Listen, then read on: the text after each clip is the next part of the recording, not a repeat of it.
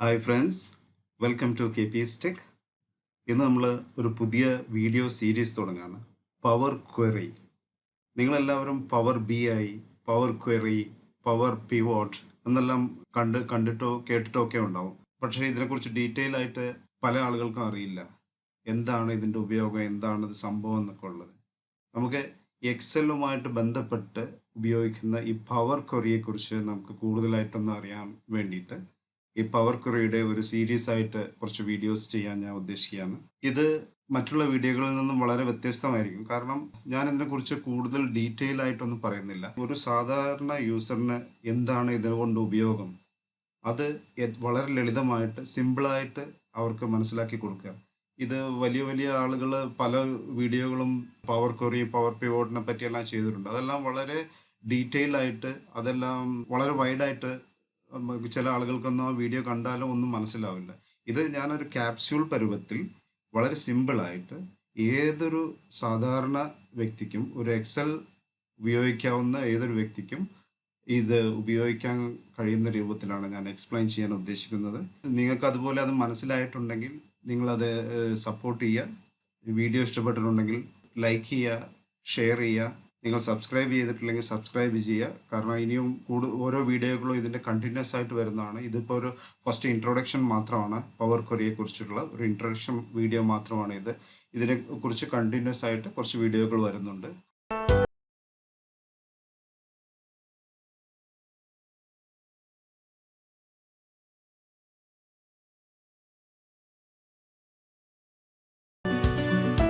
അപ്പോൾ നമുക്ക് ആദ്യമായിട്ട് എന്താണ് ഈ പവർ ക്വറി, എന്തിനു വേണ്ടിയിട്ടാണ് ഇത് ഉപയോഗിക്കുന്നത് എന്നെല്ലാം നമുക്കൊന്ന് നോക്കാം. പവർ ക്വറി ആദ്യമായിട്ട് എക്സൽ 2010 ആഡ് ഇൻ ആയിട്ടാണ്. അതായത് മൈക്രോസോഫ്റ്റ് 2010 കൂടെ നമുക്കൊരു അഡീഷണൽ ആഡ് ഇൻ ഡൗൺലോഡ് ചെയ്തിട്ട് ഇൻസ്റ്റാൾ ചെയ്താൽ മാത്രമാണ് പവർ ക്വറി കിട്ടിയിരുന്നത്. അത് 2013 മൈക്രോസോഫ്റ്റ് എക്സലിൻ്റെ 2013 വേർഷനാണോ അല്ലെങ്കിൽ 10 വേർഷനാണോ നിങ്ങളുടെ സിസ്റ്റത്തിൽ ഇപ്പോൾ ഉള്ളത് എങ്കിൽ നിങ്ങൾ ഈ add in power query add in Microsoft വെബ്സൈറ്റിൽ നിന്നും ഡൗൺലോഡ് ചെയ്തിട്ട് അത് എനേബിൾ ചെയ്യണം. എന്നാൽ മാത്രമേ നിങ്ങൾക്ക് നിങ്ങളുടെ സിസ്റ്റത്തിൽ എക്സലിൽ പവർ ക്വറി അവൈലബിൾ ആവുകയുള്ളൂ. അത് നമ്മൾ നെക്സ്റ്റ് വീഡിയോയിൽ ഇത് എങ്ങനെ ഡൗൺലോഡ് ചെയ്യാം, ഇൻസ്റ്റാൾ ചെയ്യാം എന്നെല്ലാം പഠിക്കുന്നുണ്ട്. 2013 കഴിഞ്ഞ് 2016 ആയപ്പോൾ ഇത് ഇൻബിൽട്ട് ആയിട്ട് തന്നെ മൈക്രോസോഫ്റ്റ് എക്സലിൽ ഈ പവർ ക്വറി വന്നു. അത് ഗെറ്റ് ആൻഡ് ട്രാൻസ്ഫോം എന്ന ഒരു ഹെഡിലാണ് അത് വന്നത്. പവർ ക്വറി എന്ന പേരിലല്ലാതെ ഡാറ്റയിൽ ഗെറ്റ് ആൻഡ് ട്രാൻസ്ഫോം എന്ന ഒരു ഹെഡിലായിട്ടാണ് അവർ ഒരു ബിൽട്ടിൻ ആയിട്ട് അതിൻ്റെ ടാബിൽ ഉൾപ്പെടുത്തി. മൈക്രോസോഫ്റ്റ് 365 ആണ് നിങ്ങൾ യൂസ് ചെയ്യുന്നതെങ്കിൽ അതിൽ അവൈലബിൾ ആണ്. കൂടാതെ ഈ എല്ലാ അപ്ഡേറ്റ്സും ഈ 2010-13 നമ്മൾ ആഡ് ഇൻ ഉപയോഗിക്കുമ്പോൾ അതിന് ലേറ്റസ്റ്റ് അപ്ഡേറ്റ്സ് വരുന്നതൊന്നും അതിൽ അവൈലബിൾ ആയിരിക്കില്ല. പക്ഷേ 2016 നിങ്ങൾ ഒരു സ്റ്റാൻഡ് അലോൺ വേർഷൻ ആണെങ്കിൽ, ഒരു 16-ഓ 13-ഓ നിങ്ങൾ വാങ്ങിച്ചിട്ടുണ്ടെങ്കിൽ അത് അപ്ഗ്രേഡ് ചെയ്യുമ്പോൾ മാത്രമേ നിങ്ങൾക്ക് അതിൻ്റെ കൂടുതൽ ഫീച്ചേഴ്സ്, ഇപ്പോൾ ലേറ്റസ്റ്റ് എവറി മന്ത് മൈക്രോസോഫ്റ്റ് ഓരോ ഫീച്ചേഴ്സും അതിൽ അപ്ഡേറ്റ് ചെയ്യുമ്പോൾ അതെല്ലാം നിങ്ങൾക്ക് കിട്ടണമെന്നുണ്ടെങ്കിൽ നിങ്ങൾ ഒന്നുകിൽ ലേറ്റസ്റ്റ് മൈക്രോസോഫ്റ്റ് 365 യൂസ് ചെയ്യണം. അപ്പോൾ എല്ലാ ലേറ്റസ്റ്റ് അപ്ഡേറ്റ്സും കിട്ടും. പക്ഷേ ഇതൊന്നും ആവശ്യമില്ല. നമുക്ക് 2010-ലോ 13-ലോ അല്ലെങ്കിൽ 16-ലോ നിങ്ങൾ മൈക്രോസോഫ്റ്റ് എക്സലിൽ ഒരു ആഡ് ഇൻ ഉപയോഗിച്ചോ അല്ലെങ്കിൽ ബിൽറ്റ് ഇൻ 2016-ലോ ഉള്ള മൈക്രോസോഫ്റ്റ് ക്വറി മതി നമ്മുടെ സാധാരണ ആവശ്യങ്ങൾക്കെല്ലാം.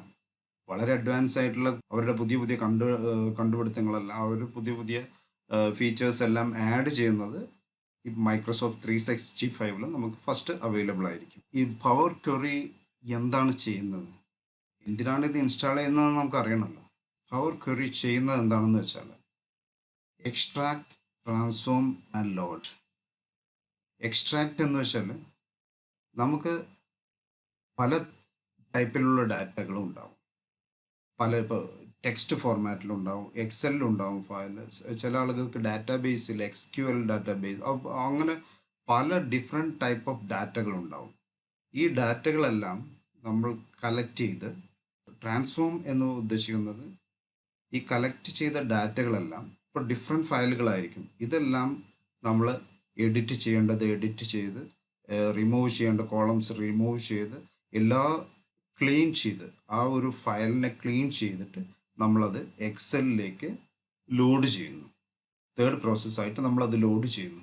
ഈ മൂന്ന് സ്റ്റെപ്പ് നമ്മൾ സപ്പോസ് നിങ്ങൾ ഒരു ഓഫീസിൽ സെയിൽസ് മാനേജറോ അല്ലെങ്കിൽ നിങ്ങളൊരു അക്കൗണ്ടൻറ്റോ അല്ലെങ്കിൽ ഒരു ടീച്ചറോ നിങ്ങളുടെ പ്രൊഫഷനാണ്, നിങ്ങൾക്ക് കുറേ ആളുകൾ അല്ലെങ്കിൽ 4-5 ആളുകളോ 10 ആളുകളോ എത്ര ആളുകളായാലും നിങ്ങൾക്ക് കുറച്ച് ഫയലുകൾ ലഭിക്കുന്നു.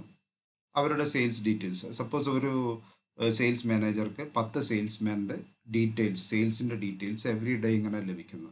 അവർ ആ ഓരോ സെയിൽസിൻ്റെ എമൗണ്ടും ഡീറ്റെയിൽസ് എല്ലാം ഉള്ള ഒരു എക്സൽ ഫയലിലോ അല്ലെങ്കിൽ ടെക്സ്റ്റ് ഫയലിലോ എന്തോ അവരുടെ ഫയലുകൾ ലഭിക്കുന്നു. ഇത് ഈ സെയിൽസ് മാനേജർ ഡെയിലി ഇതെല്ലാം കമ്പൈൻ ചെയ്ത് അല്ലെങ്കിൽ വീക്കിലിയോ മന്ത്ലിയോ ഏത് സമയത്താണെങ്കിലും, അല്ലെങ്കിൽ ഒരു സ്കൂൾ ടീച്ചറാണെങ്കിൽ നിങ്ങളെങ്കിൽ മാത്സിൻ്റെ ടീച്ചറോ സയൻസ് ടീച്ചർ ഫിസിക്സ് ടീച്ചേഴ്സ് ഇവരെല്ലാം അവരുടെ സ്റ്റുഡൻസിൻ്റെ എല്ലാം മാർക്സ് ഒരു മെയിൻ ടീച്ചറിന് ഇതെല്ലാം ഡാറ്റകളെല്ലാം കൈമാറുന്നു. ഈ ടീച്ചർ ഇതെല്ലാം കമ്പൈൻ ചെയ്തിട്ട് ആർക്കെല്ലാം എ ഗ്രേഡ് ഉണ്ട് ബി ഗ്രേഡ് ഉണ്ട് ഇതെല്ലാം സെഗ്രിഗേറ്റ് ചെയ്ത് ഒരു ഫയലാക്കി മാറ്റുന്നു. ഈ പ്രോസസ്സ് എപ്പോഴും നമ്മൾ ചെയ്യുന്നതാണ്. ഇത് നമുക്ക് ഓട്ടോമേറ്റ് ആക്കി എങ്ങനെ ഉണ്ടായിരിക്കും? നമ്മളിത് വൺസ് ഇത് മാനുവലി ചെയ്ത് കഴിഞ്ഞിട്ട് അത് നമ്മൾ സെറ്റ് ചെയ്ത് വെച്ചാൽ പിന്നെ ജസ്റ്റ് നമുക്ക് ആ ഫയലുകൾ നമ്മുടെ ആളുകളിൽ നിന്നും ഇപ്പോൾ 10 ആളുകളുടെ 10 ആളിൽ നിന്നും കിട്ടുന്ന ഫയലുകൾ ജസ്റ്റ് ഒരു ഫോൾഡറിലേക്ക് അങ്ങ് ഇട്ടാൽ മതി. ജസ്റ്റ് നമ്മൾ ഈ എക്സൽ ഫയൽ നമ്മുടെ ക്വറിയുള്ള എക്സൽ ഫയൽ ഓപ്പൺ ചെയ്ത് ജസ്റ്റ് റിഫ്രഷ് എന്നുള്ള ഒരു ബട്ടൺ പ്രസ് ചെയ്താൽ വിത്തിൻ സെക്കൻഡ്സ് ഈ എല്ലാ ഫയലിൽ നിന്നും നമുക്ക് ആവശ്യമുള്ള ഡീറ്റെയിൽസ് എല്ലാം നമ്മൾ ഫസ്റ്റ് ടൈം എന്താണോ കമ്പൈൻ ചെയ്തത് അതുപോലെ അത് നമുക്ക് എവറി ടൈം അത് നമുക്ക് ഓട്ടോമേറ്റ് ചെയ്ത് കിട്ടും. നമുക്കിതുകൊണ്ട് വളരെയധികം സമയം ലാഭിക്കാം. ഡിഫറെൻറ്റ് ടൈപ്സ് ഓഫ് ഫയൽസ് നമ്മൾ കമ്പൈൻ ചെയ്യുന്നതിനുള്ള ബുദ്ധിമുട്ടുകളില്ല. എഡിറ്റ് ചെയ്യേണ്ട, ഓരോ സമയത്തും എഡിറ്റ് ചെയ്യേണ്ട. നമ്മൾ ചെയ്ത വർക്കുകളെല്ലാം ഇപ്പോൾ വൺസ് നമ്മളെല്ലാം ചെയ്യുന്ന എന്തൊക്കെ ചേഞ്ചസ് ആണോ ഈ ഫയലിന് വേണ്ടത് അത് ഓട്ടോമാറ്റിക്കായിട്ട് അതിൽ നമ്മൾ ചെയ്ത വർക്കുകളെല്ലാം റെക്കോർഡ് ചെയ്ത് വയ്ക്കുന്നു. നമ്മൾ ഓരോന്ന് ചെയ്യുമ്പോഴും ഇപ്പോൾ ഒരു കോളം ഡിലീറ്റ് ചെയ്തു തേർഡ് കോളം അത് അവിടെ റെക്കോർഡ് ചെയ്ത് വയ്ക്കുന്നു. എന്നിട്ട് ഒരു ABC/53 എന്നുണ്ട്, ആ സ്ലാഷ് വേണ്ട, അപ്പോൾ ആ സ്ലാഷ് നമ്മൾ കട്ട് ചെയ്യുന്നു അല്ലെങ്കിൽ അവിടെ ഹൈഫൺ ഇടുന്നു. അപ്പോൾ അതും നമ്മൾ എന്താണോ നമ്മൾ മാനുവലി ചെയ്തത് ഇതെല്ലാം ഒരു റെക്കോർഡ് ചെയ്ത് വെച്ച് നെക്സ്റ്റ് ടൈം നമ്മൾ റിഫ്രഷ് ചെയ്യുമ്പോൾ ഈ ചെയ്ത ഫങ്ഷൻസ് എല്ലാം ഓട്ടോമാറ്റിക്കായിട്ട് ഒരൊറ്റ അടിക്ക് ചെയ്ത് നമുക്കൊരു ഫ്രഷ് ആയിട്ടുള്ള ഡാറ്റ കിട്ടുന്നു. അപ്പോൾ നിങ്ങൾക്ക് ഏവർക്കും എന്താണ് പവർ ക്വറിയുടെ ബേസിക് ആയിട്ടുള്ള അല്ലെങ്കിൽ അഡ്വാൻസ് ആയിട്ടുള്ള യൂസ് എന്നുള്ളത് മനസ്സിലായി കാണും. ഇത് എങ്ങനെ ഇൻസ്റ്റാൾ ചെയ്യാം, എങ്ങനെ ഉപയോഗിക്കാം എന്നത് നമുക്ക് സ്റ്റെപ്പായിട്ട് ഓരോ ചെറിയ ചെറിയ വീഡിയോകളായിട്ട് വീക്കിലി 1-2 വീഡിയോകളാണ് ഉദ്ദേശിക്കുന്നത് ഞാൻ. നിങ്ങളിതെല്ലാം പഠിച്ചു കഴിഞ്ഞാൽ ഈ എല്ലാ വീഡിയോകളിലും ഓരോ അഡീഷണൽ ഫീച്ചേഴ്സ് ആഡ് ചെയ്ത് വരും. ഇത് മുഴുവൻ പഠിച്ചിട്ടുണ്ടെങ്കിൽ നിങ്ങൾക്ക് വളരെ എക്സ്പേർട്ടായിട്ട് നിങ്ങൾക്ക് ഈ കാര്യങ്ങൾ ഹാൻഡിൽ ചെയ്യാൻ കഴിയും. Power query combine with Excel. Thank you.